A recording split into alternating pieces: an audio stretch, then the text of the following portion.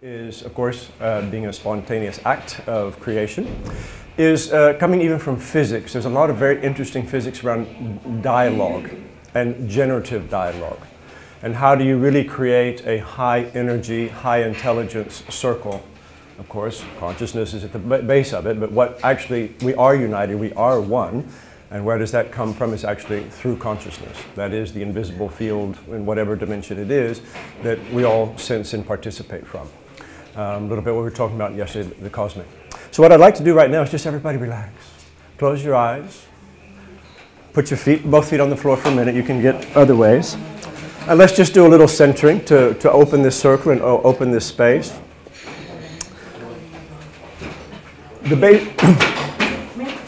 The basic rules for engagement this morning are a little bit what we've been doing already, which is having respect for everyone else. I know there's a lovely tendency, especially in the Latin culture, for everyone to talk all at once. I would ask some of you to refrain sometimes from that, because we are going to have just a very, again, a generative dialogue. Some really big stuff here. And so it's really important, and one of the really interesting things about it, it's bigger than any one person's awareness. And that's why these, having a circle is so important, to really put our collective intelligence together. And this is a really way, and there's a lot of interesting ways to bring this into your families, into your community, into your organization. Those of you interested, we can talk about that later. But basically, that's what we're going to do for the next hour. Yeah? Everybody on board? Sound good? Super. Close your eyes, put your feet on the floor, big exhale.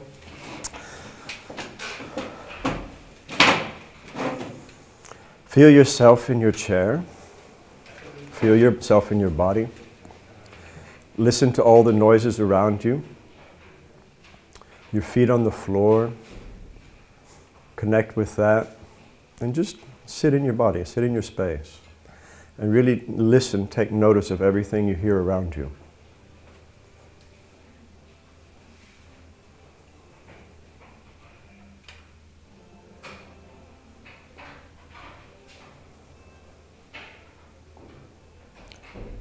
Slow your breathing and take a longer exhale.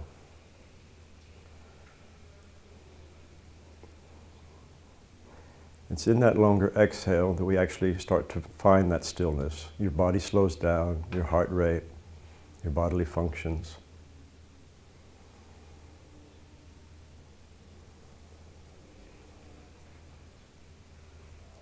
Because the purpose, the intention for this talk is to actually talk about consciousness. And as I said yesterday, you have to get to some stillness in order to access it. So let's find that stillness as you reach inside. Calm those thoughts, calm the emotions, calm whatever is there, let it go.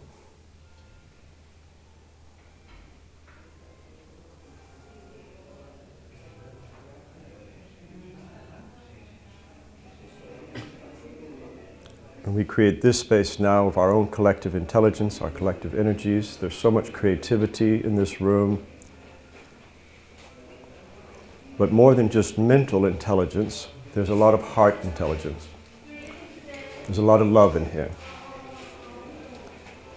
And so while you still your mind, open your heart. And not just from the front, where you can share your own heart love, but from the back to receive.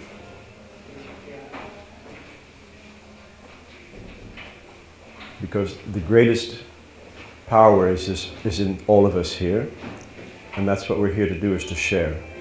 And it's an act of giving, but it's also an act of receiving. So open yourself to that.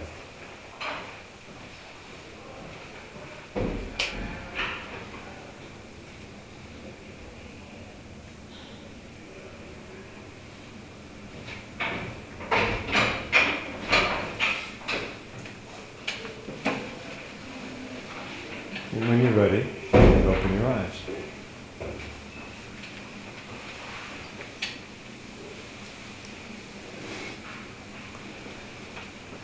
It's a big topic yesterday, this consciousness, our consciousness, the larger consciousness.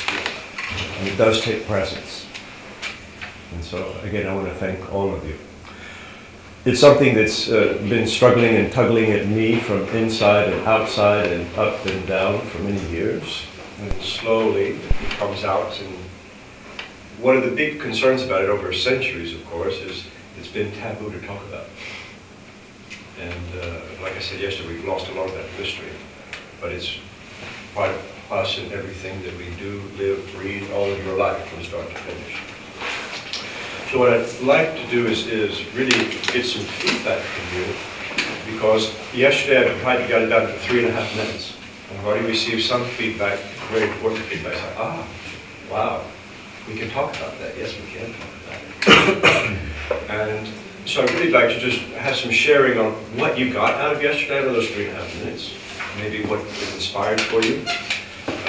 Did anybody have particularly, I know for example, Ernest, maybe you can share what it inspired in you or what triggered you. Well, there's this thing that companies should grow and grow and grow, that sustainable, that the capitalism has to sustain on growth, basically. But on the other hand, we live in a planet that has limited resources, and that creates that this system is not sustainable. So I think we should find another way of a new capitalism that doesn't require that growth, because it's creating tensions, it's creating wars in some parts of the world, and so on. That needs to be changed, basically. Is it possible to clap when somebody says something? Absolutely, absolutely. Don't hold back. That's good. I feel that in the capitalist system, it's also it's like obvious to say that there's also a big a lot of things that will fall down. You understand? With everything that rises, something else will fall. So let's say with the computer system and robotics that will rise, then we have all the hand maneuver that will fall down. So I mean, it's a balance inside this capitalist system. They're meant to tend up because on the favor of things that will fall down. So there's maybe, there we can understand there's some kind of equilibrium. Well, and these are all symptoms of what we're noticing, what's going on. Because again, our understanding of reality is absolutely relative. It's the way we've been taught it when you're born. You're not taught to think the world works this way. We create a system of economics based on scarcity. We compete for scarcity. Whose idea was that? Yeah. So what I'd like to not necessarily go. Can we ask questions? Yeah. Because Ernest, for example, it sounds like you've thought very deeply or significantly about this, about progress. What progress? A little bit. What opportunities do you see to bring things into better balance? To maybe self-restraint, maybe, or important that I have this and that they want us to consume, basically. And I have branded clothes. I mean, it's somehow contradictory what I do with what I think. But I think that's one of the. This is the core issue: is we see it, we know it, but nothing's changing. And this is where I'd like to orient. How do we make that shift? Because it is a shift in how we understand the world and perceive it. It's a shift in our own consciousness. And that's what I wanted to know.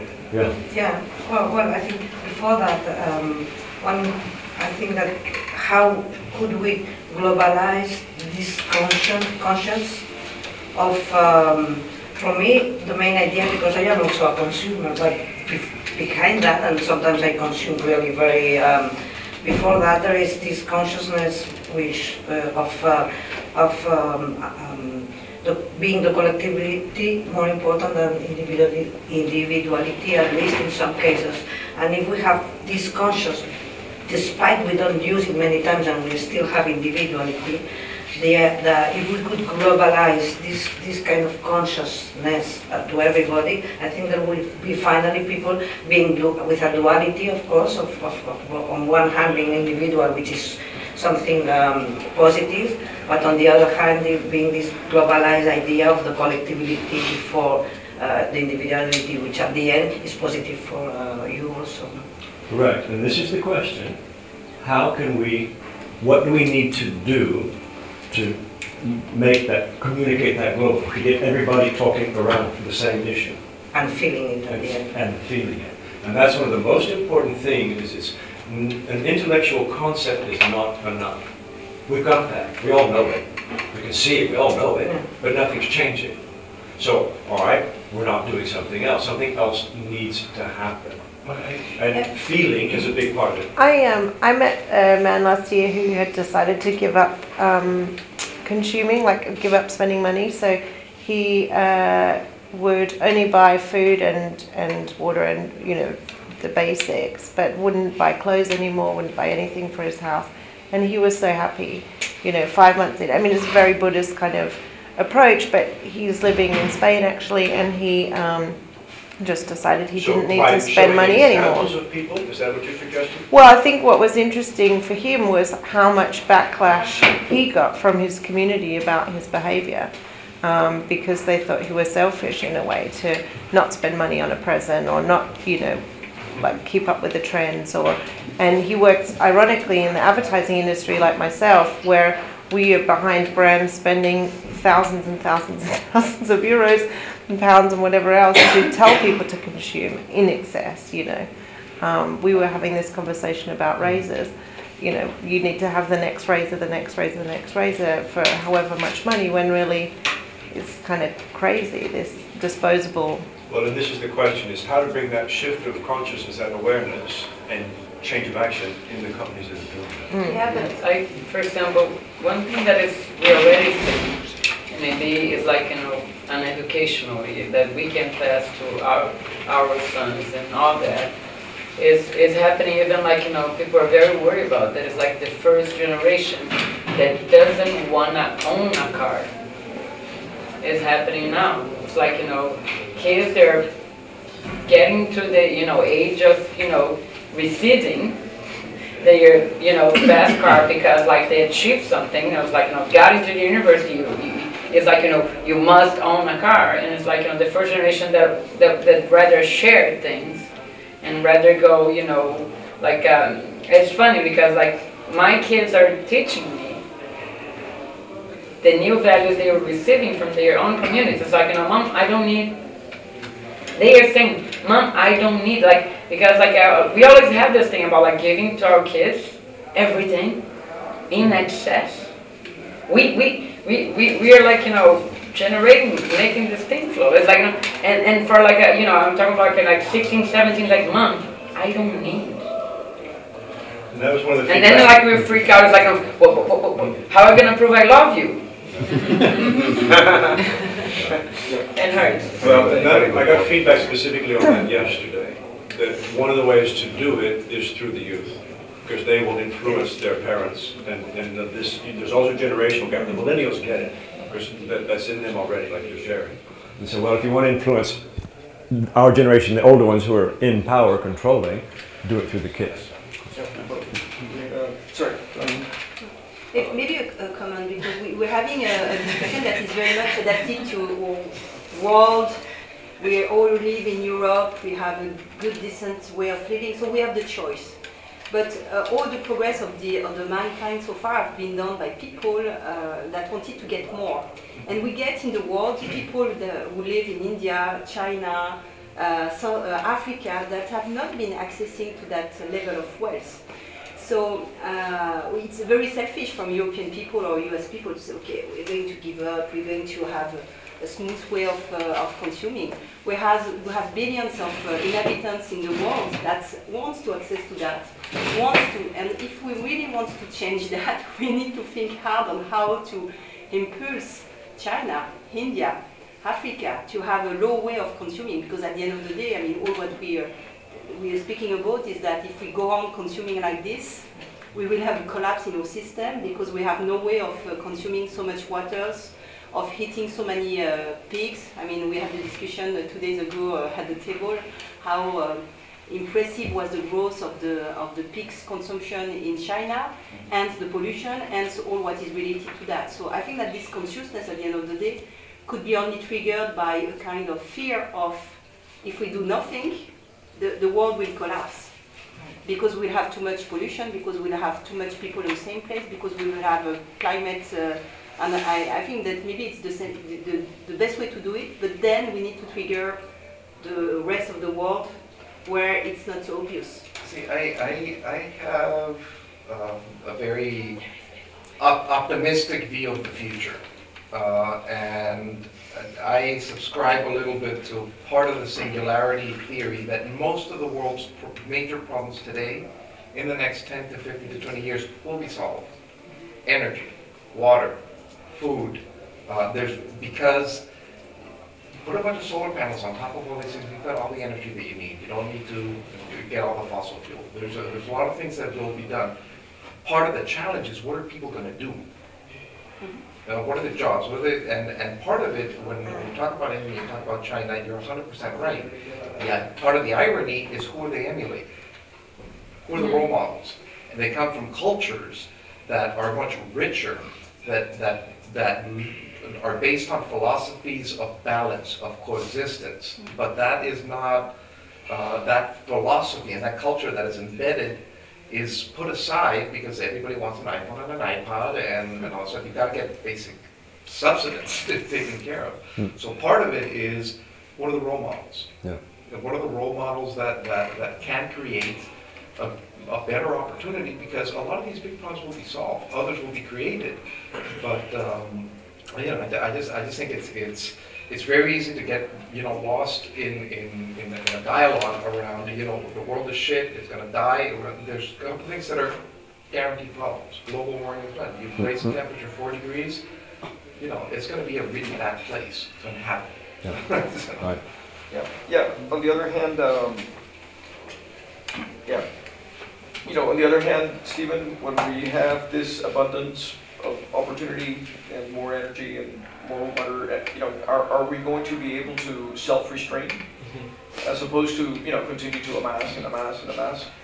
I mean, that and, you know, I think if you look back, whenever there's been a major positive step, it's because a new system, a better system has come into place, as opposed to, you know, getting people to stop doing something that you know, simply has never been done. Right. You know, to me, it's not an issue of restraining. It's substituting the goal. Yep. It's not, because if you're in a restraining mindset, you're in a mindset of, what do I need to give up? And it's like, it's not what you need to give up. It's like, what do you have to gain? Yep. Which is shifting the. Well, this is my favorite topic, how to get a sustainable future. I've been devoting many years to the topic, visiting many countries, universities. We deal with mathematical calculations, biology, ecology, technology, economics, by the way. I must confess that we really don't know how to proceed. I think we have an important body of knowledge. I think we are rather conscious. Many people is aware about the problem. I think probably quite enough. If sustainability could only depend on awareness and intellectual knowledge, probably the problem should be already solved. Nuri, can you see if there's a door closed? It is closed? Okay, excuse me, go ahead. No, I also have this problem. Yeah. So, Close your eyes for a second. Yeah. let me take the term that the lady Yes, used. please. Behavior. Behavior. Yeah. I mean, technology is not the problem. The problem is the human behavior. And when you get in there is a famous equation, biparametric equation by many experts. Finally, sustainability is a combination of people and consumption per capita, which is a consequence of the behavior. And this is the problem. The problem in China, India, Africa, why not? It's also a question of behavior, but the behavior that first of all has to come up from this developed world, as we say. Another question is, sorry, because it's something that I know. This idea of just substitution to solve the problem is wrong, frankly. If you like, later on we may talk about it. This is completely wrong. Because the best energy is the energy that we never spend. It doesn't matter the energy you use, you spend energy. And you spend materials. And anytime you recycle renewable material, you spend materials and energy. And when you multiply that by the 7, 9, 10 billions of people, you may imagine the final figure of it. So, behavior. Behavior is the main track. Of course, we have to continue looking for new methodologies, new technologies, new ways to calculate the economy, the problem of the internalization of the ecological impact, many aspects. But my experience, and I'm not meaning that I'm right, but my experience after these many frustrations, after years and years, is by the end of the day, behavior is the most hopeful choice. And how could you imagine helping to change behavior? What can we do to change behavior? The man is psychologist, maybe he can tell us how to change behavior. There are two schools. Teachers. They are teachers. Teachers of We can change education. behavior through teachers. Education is Education. crucial, but then the question is how to educate. There are two schools. The authoritative Marxism that says, listen, you're going to do what I want you to do, because we decide what to do, and it's supposed that we know what to do. And the other is feel free and get in an agreement. Well, these are the two starting points of the debate. I don't think no one of them is right. Probably we have to find out. So that's what I don't like to say, because frankly is a speedy topic. Well, my work is focused on the sharing economy, and basically the success of the sharing economy and the change of behavior of people, starting from millennials, is convenience. It's just pure convenience in time or money. So people change behavior because it's more convenient. It has to be like 10-fold better than the other solution, more or less, in order for people to massively adopt a change like that. And when I need to speak, I do a lot of public speaking on sharing economy. We talk a lot about saving money, earning money, investment, scale, optimization, which is the mainstream language to be heard, to be understood, and to be followed.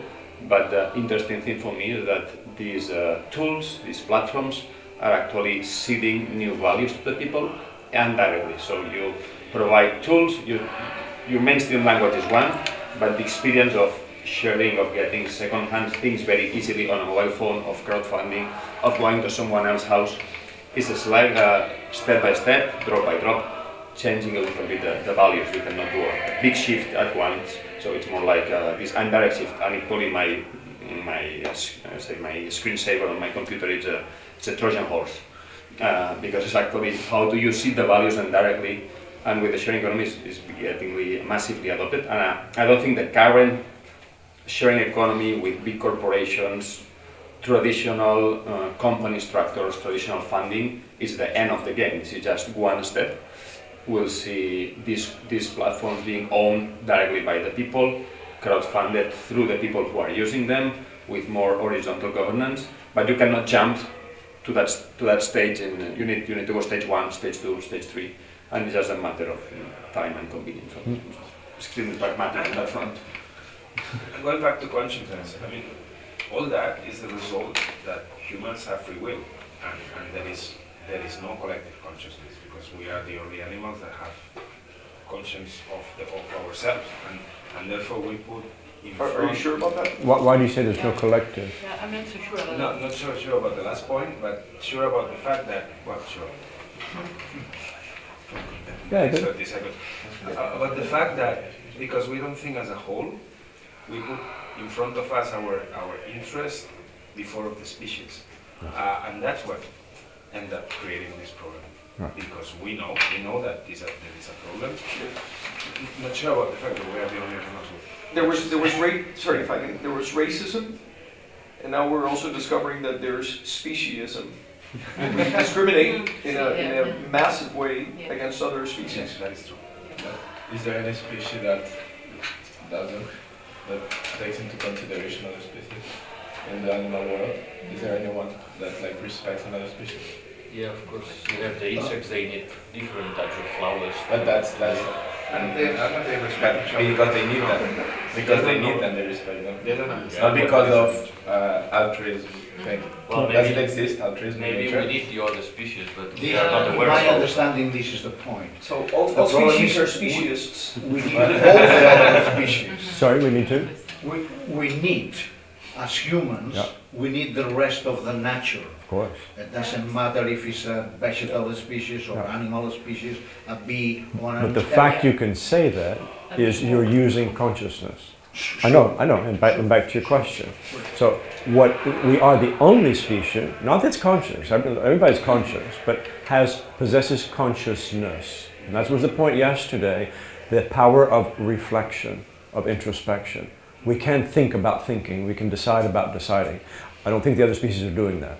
Okay? So Maybe the yes, point, maybe so not. the point is, and with the fact that you say, Ernest, for example, you say, I don't think there's a collective one, is also illustrating the point. We've lost generally our connection to that collective unity, the unity conscious.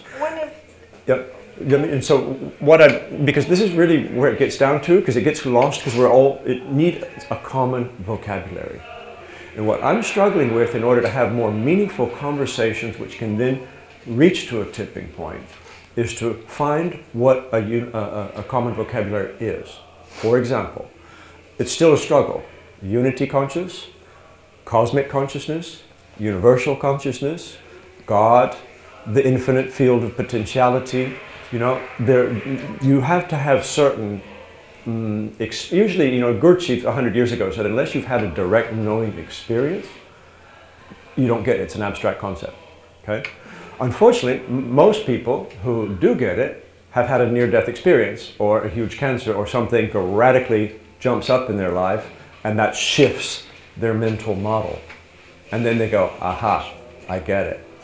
And what my desire and hope, and if I can make some contribution, is to try and create the learning and sensorial, because it is feeling, you can't just, like I said, it's not just intellectual, way to help people grasp that higher awareness without having the necessity of a near-death experience or a huge cancer or a huge loss.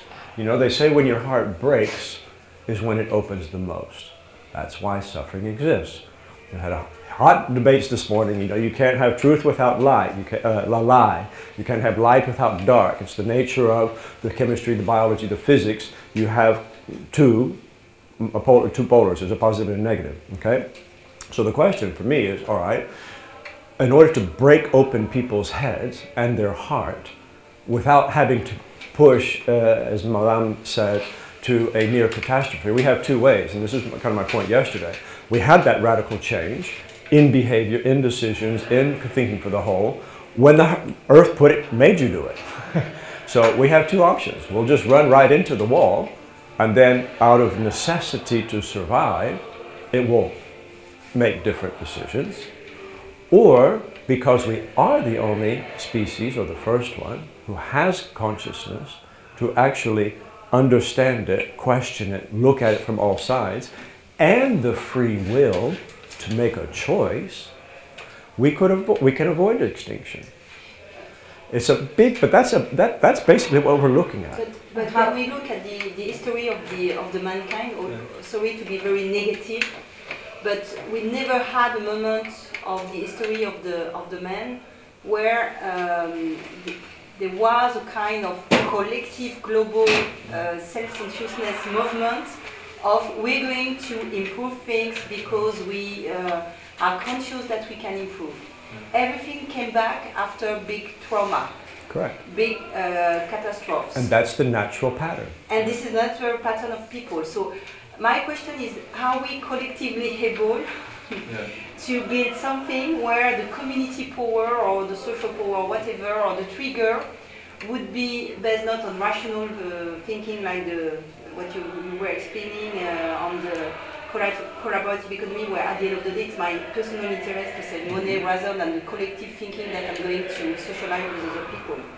So that's really and I would love to be as optimistic as you are, thinking that the technology will solve everything and that in 10 years we have nothing to, we'll have a solution for everything, but I do think that unfortunately we're going to have some traumas to have a self-consciousness that we need to change to something, because this is the history of the mankind. And in that case, I agree with you. Everything is going fine. We are absolutely pushing ourselves accelerated into extinction. And that's fine. That's the normal pattern of the planet, of species evolution. And that's why I say it's got to reframe. How many of you are familiar with system thinking? We're all talking about system thinking, right? Guess what? You need to step back a little bit further and look at what the whole system is. Consciousness, that whatever we're going to call it, that universal, constantly is expanding and exploring itself. It's not about humanity. It is our infantile grandiosity, as you pointed out, Robert, that makes us say, do we really think we're the culmination of 14 billion years of evolution? Really? You know, if you do have had some direct experience, direct knowing, and you do have some sense of that immortal field of consciousness, humanity come and go, we're another species. We will reincarnate. Maybe it's better that we all leave this form and come back as a new form of animal or a creature. That might be, and that's the way, that is the system, the way it evolves. So when you actually shift your perspective, say, oh, we're doing perfect, but your ego is, oh my God, but I'm not going to be here. You're right, it's not going to happen. So, but we have that point to make a choice, and then maybe we can't do it. Yeah, I mean, I think Noam had a great point about, you know, is there an animal that is not a species? And yes, maybe we are the first animal that has the choice, can think about being a speciesist or not, and perhaps even has the need not to be a speciesist in own self-interest.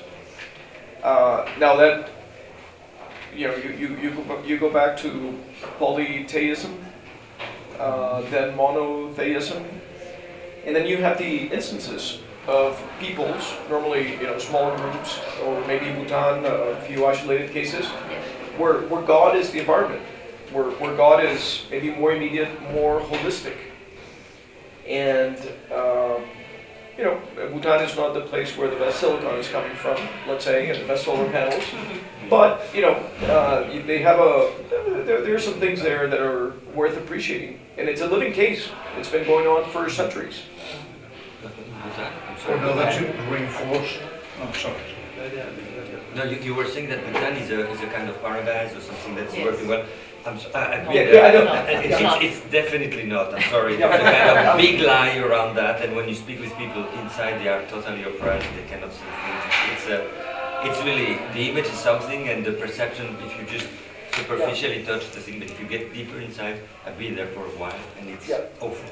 And traveling there, I get traveling there, I get at least a net positive sensation. Not Shangri-La, but not so bad. When I was speaking with people inside, well, that's it. Sorry for that. No, I think the example that goes on the table is wrong, but the idea is excellent. Right. And let me remind, I think you know, many of you, Spinoza, the famous philosopher. Natura sive Deus, Deus sive natura. What means exactly what you were trying to express, the concept of God and natural comprised with all of here, is made of the same substance. And of course Spinoza had bad times those years, and today is much easier to express these ideas. But what is important is that, according to him, and many others later on, if we are able to catch this idea that we are a whole planet, the Gaia theory, or substance, we will find a better way to solve our problems. This is the point. And this comes back to the system view. Absolutely. And so one of the possibilities is, all right, then we need to raise awareness and awareness around using science. Again, our language in the West is science. Oh, good. Let's start with science. Use the best knowledges we have, methodologies, system thinking, and then, again, turn the point of attention back on ourselves. And that's what was my point yesterday with the mirror. Who am I? Who's looking? Who's behind my eyes? And when you actually do that, and what's actually caused that in our generation is to go into space. Every astronaut who has gone out has the same experience. Oh my God, I get it now.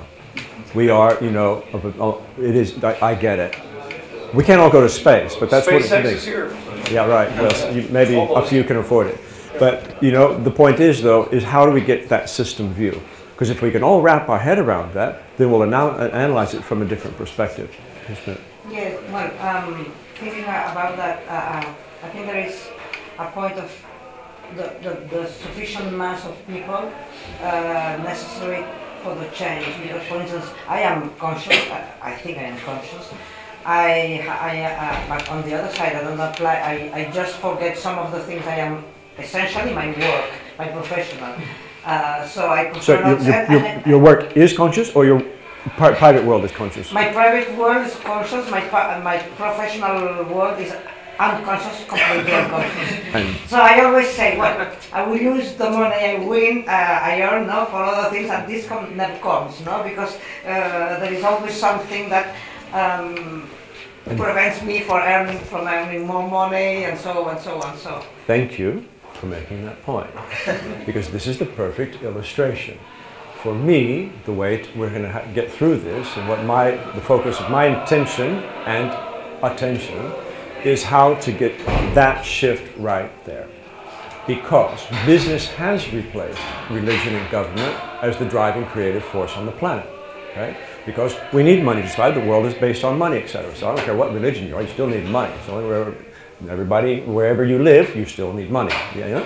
So if business is the most powerful and dynamic and influential socio-economic agent on the planet, guess what? I think we need to focus on business. And precisely because most of us say, in my private life, I am spiritual, I'm generous, I'm all these beautiful things. But as soon as I get to work, out the window.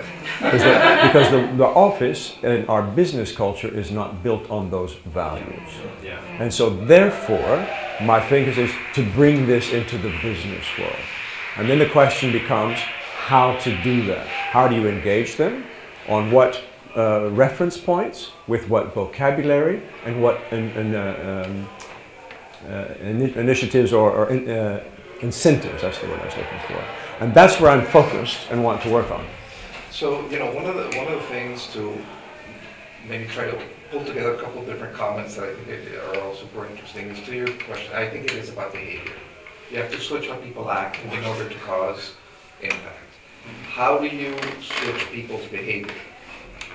To me, one of the ways to do it is raising awareness. And I'm not necessarily talking about highly spiritual awareness, but just that capacity of self-reflection, which leads me to the next point. One of the things that me, as I've been thinking about this, which is absolutely amazing, is how, as humans, we are spiritual beings by definition. We have that other sense. Whether we go to church or synagogue or the temple, we are spiritual beings.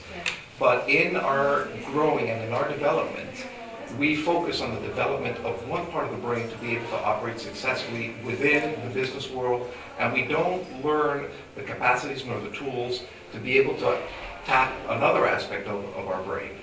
And to spend all of our waking lives not having control of our brain, knowing that there are tools and mechanisms to do it is amazing. And as an example, if you think about the meditation that you started with, how many people here were actually capable of focusing 100% on that meditation? It depends on meditation. No, but just this morning, the one we did now. Today. Today. How many? So there's a couple people that probably do meditation and know how to manage that aspect. It's a skill. It's an exercise. It's a practice. Except if you're not into it, you don't learn it anywhere. And you don't like it. And so if you're not able to, so how do you start to change behavior? Starting to raise awareness. awareness of your own brain, how you operate, what you let in, what you let out, and how you react. Then you can start getting to higher order things about your values and your different things and how you decide to act in the world. So to me, the first step, at least in my life, is just that awareness. Because then you can say, okay, I meditate 10 minutes a day or 20 minutes a day, and that's one step. And then eventually that leads to... Well, this is why I'm talking about consciousness. Because for me, what we're not taught about, we have no understanding, we're not educated much what it is, much less how it works, and or how to use it, and what the value of it is. Yeah, I like this value point that you brought up, Albert, about values, and there's not a common set of values across the world because everyone's value set is, as you were pointing out, by who's the role models, and so the value set in China, where there's no religion, although there is an underground current of religion, it's set by business, it's set by commerce, you know, and that's... But ironically, there is a common set of universal values, except we're really bad at implementing it. There's a great book by a woman called Karen Armstrong called The History of God, that she goes through how the concept of God was created in Islam, in Christianity, and Judaism. She then won one of the TEDx prizes to start the Consciousness Foundation, because she said, there's one thing that is common to all three religions, which is the golden rule. Do unto others as you'd like them to do unto yourselves. That is a basic spiritual principle of all of the religions, embedded and discussed in all the sane synagogues, churches, and mosques and other places there. So there actually is a pillar. And what she set out to do is how do you construct off of that, because that is something that everybody understands. But that's such a typical view of those three religions. So I studied religion from all over the world, and there's many religions that don't come from that. So, you know, if you look at Eastern religions, then it's very different kind of mindset. And to avoid that, that's why I'm not even talking values, because there's already judgment involved, which is happens in the ego. All that I'm talking about is teaching consciousness. That's why I'm trying to bring it down to the lowest common denominator, the highest one. What do we all have is it's not here, it's here. That's the other thing. We think it's here, it's not even. It's even in more places. So if we could at least just teach how we operate, who we are, and how it works, because we're not, and the least attention we've given is actually on the field of consciousness. No, just to make a point, I lived 2 years in Taiwan, and I experienced the Chinese values. I couldn't understand them, but I experienced them, and one of them is that because they don't have religion, there was some Spanish pastors there for 30 years trying to explain Catholicism without the concept of sin, because they don't have it. And what is good and what is bad is different from the Western perspective. So I completely agree with you that it has to be in balance, because the values are very different. And they operate in another way, and one circle is their friends and family, and what is external to their friends and family, it's not important, but binary. This is super important, outside the circle it's zero important. So you see, I've seen that motorcycle accident on the street, the guy falls, not my friend, I'm leaving.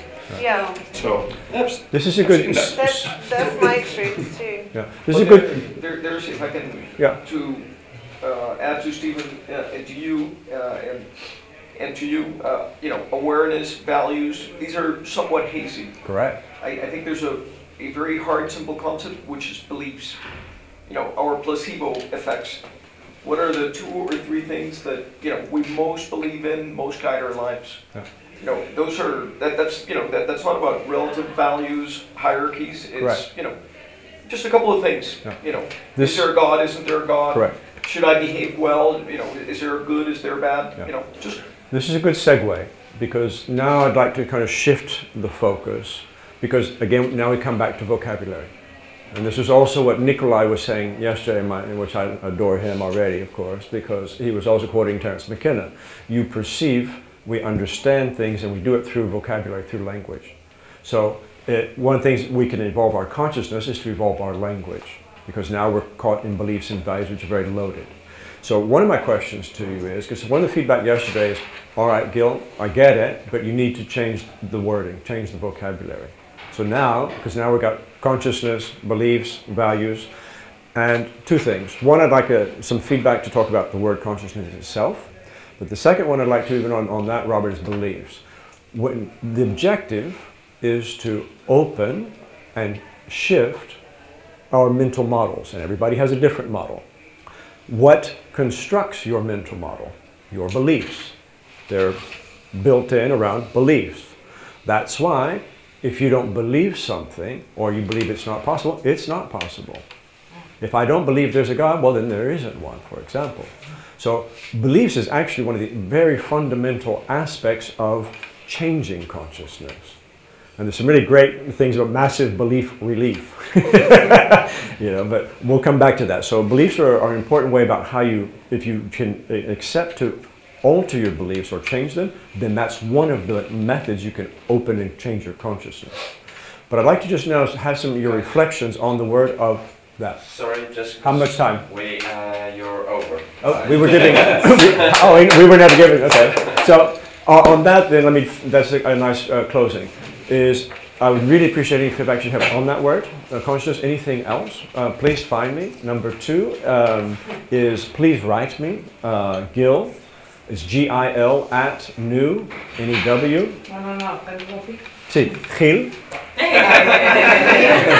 Arroba. Nuevo en inglés. N-E-W. And then energy. Not energía, but I-N-N-E-R-G-Y.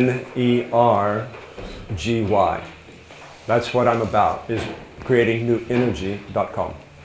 And thank all of you